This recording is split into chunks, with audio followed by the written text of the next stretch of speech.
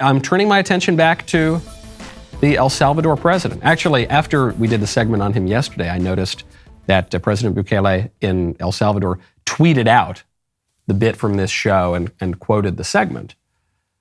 And then I went to the president's Twitter page. I said, oh, that's kind of cool. He tweeted out the segment. And then I saw he had another video.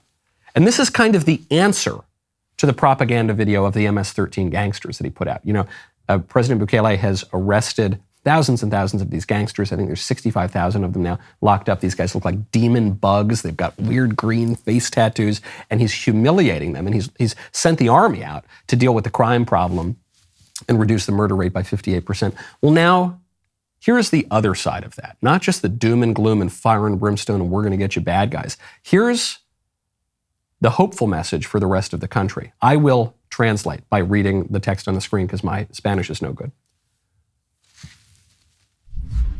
President Bukele standing out, talking to his troops in a field. For 8 months, we've been fighting this war against the gangs, and thank God we're winning. This is a very surprising victory that is nearly within our grasp. Let it be clear that the glory is for God, and it is God's glory. We humans are lucky to be instruments of God, all of us, to bring peace, liberty, and happiness to the Salvadoran people. These values were probably not strong in this land and were strong in other lands. And that's why those lands grew and became great. But they are losing those values now. And on the other hand, in El Salvador, the values that previously were degraded in our country are now the most important ones. Just take a look at yourselves, young men and women who embody all these values. How could a nation not rise up with values such as these? How could a nation not rise up when it puts God first and then puts in the hard work and effort with these kinds of values? Beautiful. Political science students will be studying this speech. History students will be studying this speech years from now. This is beautiful, simple, and true. The president of El Salvador sounds like an American founding father in that speech. More so, he sounds like Governor Bradford, Governor Winthrop, or some of the very earliest Americans who helped to build our country. They kept it very simple. It's just like the policy. What's the policy? You want to fight crime, lock up the criminals. You want to build a great nation? Put God first. Everything else will follow. Seek ye first the kingdom of heaven. All the other goods will follow after that. President Bukele, he says, in our country, these values had been degraded. Other nations had those values. That's why those other nations became great. And now those other nations are turning away from those values. Who's he talking about? He's talking about us. And he's showing you something beautiful that happens throughout history.